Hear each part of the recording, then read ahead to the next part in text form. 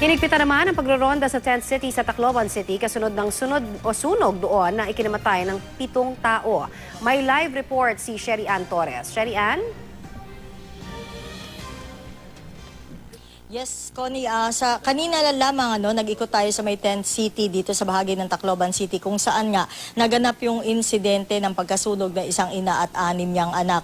At yung mga residente mismo, Connie, ang nagkukwento na sila hanggang ngayon ay balot pa rin ng takot dahil nga sa naganap na sunog alas 12 pasado ng hating gabi kahapon. Ang sabi nila ay nabigla sila sa pangyayari at kaya daw hanggang ngayon nandun pa rin daw yung kanilang trauma. Sa ngayon, Connie, ang ginagawa daw ng mga residente ay kanya-kanya sila ng ronda, pagbabantay doon sa kanilang itinuturing ngayon na komunidad para maiwasan na yung pagkaulit nitong fire incident na ito na ikinasawi nga ng 7 katao.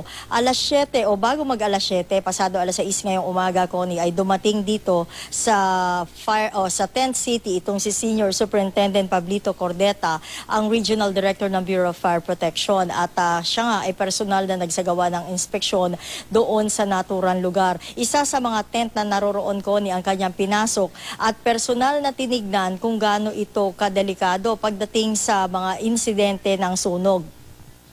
Connie, kanina ang sabi sa atin sa interview natin kay Cordeta ay talagang highly combustible nga raw itong material ng tent na ginagamit ng mga nasunugan o mga naging biktima nitong Bagyong Yolanda na pansamantala na tumutuloy doon. Ang sabi niya, matter of 1 minute talaga mauubos itong materyales ng tent na ito at talagang mahirap na makapasok o makalabas sa tent ang isang tao kung siya ay nasusunog o nasusunugan na. Samantala, Connie, magpapatuloy ang investigasyon hanggang sa mga susunod na oras o araw. Connie? Maraming salamat, Sherry Ann Torres.